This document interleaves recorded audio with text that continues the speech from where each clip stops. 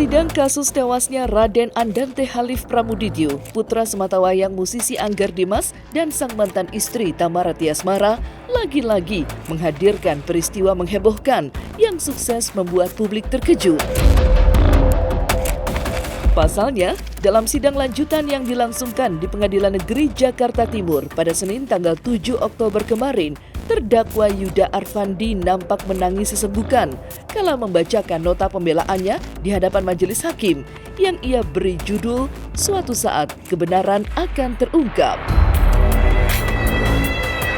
Dalam kesempatan itu, Yuda pun secara terang-terangan mengaku frustasi dan putus asa menghadapi derasnya badai caci maki yang menghujamnya selama ini. Di mana dirinya kerap kali digambarkan layaknya seorang dengan sikap yang keji dan begitu mengerikan.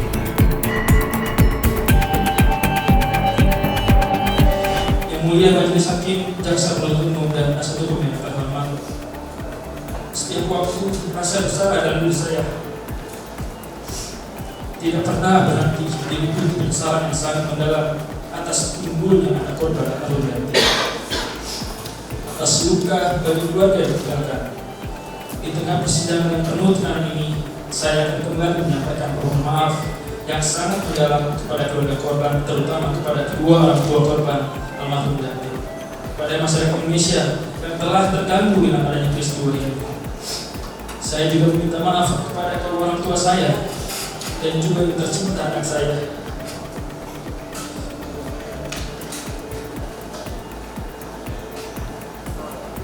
Saya telah lalai menjalankan tugas sebagai seorang anak dan juga sebagai seorang ayah yang baik.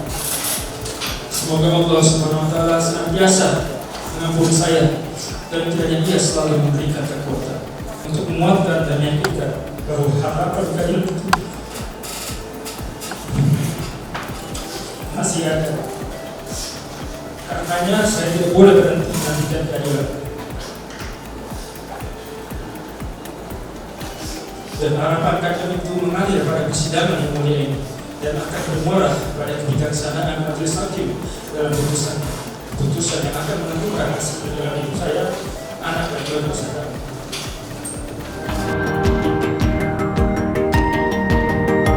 Pecahnya air mata Yuda Arfandi pastinya memancing berbagai macam reaksi dari orang banyak. Terlebih pasca sidang rampung digelar, pihak kuasa hukumnya lagi-lagi menegaskan jika Yuda Arfandi tidak sedikit pun memiliki niat jahat dan peristiwa nahas yang menimpa Dante adalah murni kelalaian. Sehingga walaupun dirinya bersalah, tetapi kerangka hukum yang diberlakukan tidaklah sesuai. Mendengar hal itu, Tamara Tiasmara serta Angger Dimas pun sontak buka suara dan memberikan komentarnya terkait pembacaan pledoi serta pembelaan dari pihak Yuda Arfandi. Lantas seperti apa tanggapan mereka? Serta bagaimanakah pula Angger dan Tamara menyikapi tangisan Yuda?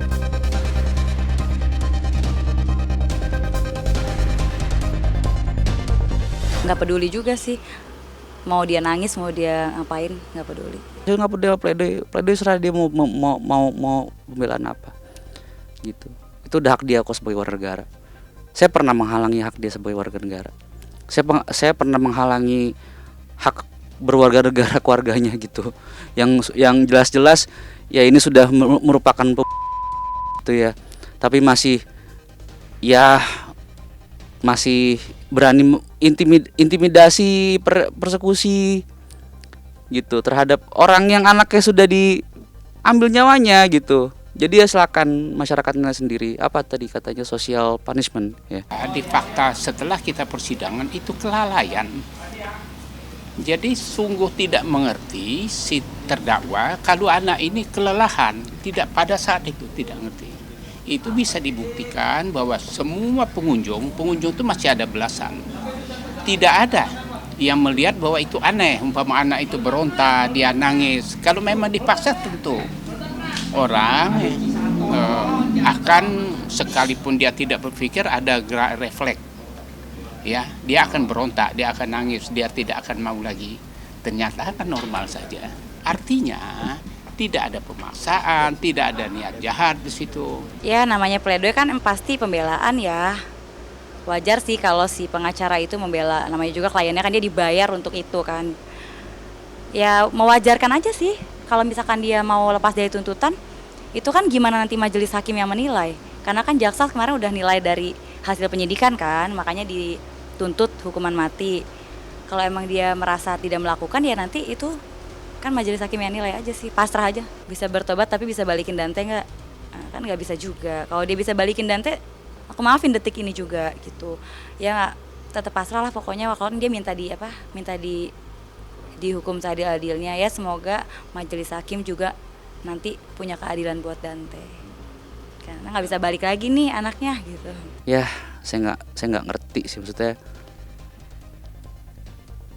kalau ini masih akan lolos seperti contohnya kasus yang di Surabaya itu, ya keterlaluan sih. Sekarang begini, ini kan bukan curanmor gitu kan, ini bukan kasus maling mangga gitu, ini kan extraordinary crime gitu, pengambilan nyawa seorang anak. Jadi kalau misalnya dibilang tobat tadi dalam sambil nunggu bagaimana vonisnya. Nanti hukuman mati kan ada 10 tahun tadi kan katanya. Dan minta 10 tahun. Ya udah, saya nggak habis pikir aja sih. Maksudnya kalau misalnya sampai bebas ya saya nggak tahu ini negara apa.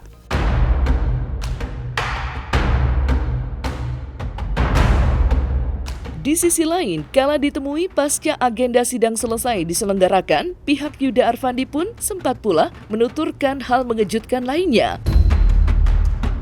Pasalnya, mereka menuding jika sesungguhnya Tamara Tiasmara lah yang sepantasnya disalahkan terkait peristiwa keji tewasnya Dante. Lantaran menurutnya, Tamara sendirilah yang sengaja menitipkan almarhum Dante kepada Yuda. Lantas, seperti apa Tamara Tiasmara dan Anggar Dimas menanggapi celotehan pihak Yuda? Serta, apa pula yang membuat pihak Yuda begitu meyakini hal tersebut? Jadi di dalam chat itu tidak dikatakan bahwa dia akan dilaporkan karena narkoba, enggak. Saya akan dilaporkan Dimas karena saya menitipkan si Dante kepada kamu.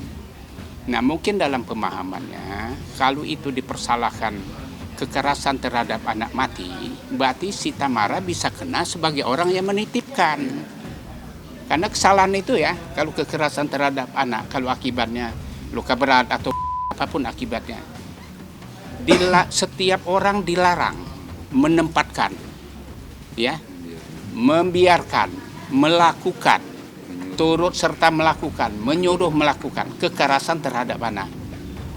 Jadi ketika saya tahu bahwa si Tamara tahu bahwa Yuda itu kejam orangnya, sering mukulin orang, dia tahu bahwa si Yuda tidak suka sama Dante, kok dititipkan? Berarti Yuda pelaku utama, si Tamara pelaku orang menempatkan. Kalau memang itu benar, ya kan? Kena hukumnya. Kalau itu terbukti kekerasan terhadap anak mengkapi, kena. Yuda pelaku utama, Tamara sebagai orang yang menempatkan. Ya kalau itu nanti kan yang menilai majelis hakim, jaksa, ada polisi juga yang bisa menilai. Terserah ahlinya aja nanti menilai apa. Kalau emang aku salah kan nanti juga aku akan diperiksa. Ya kalau dia merasa aku salah, harusnya polisi dari awal udah nangkep aku juga dong. Gitu aja sih. Sekarang itu kan polisi pintar. Kalau itu tergantung dari majelis. Gitu, balik lagi. Saya di sini memperjuangkan nyawa anak saya. Gitu. Nyawa anak kita lah, saya dan Tamara gitu. Jadi balik lagi itu tergantung majelis.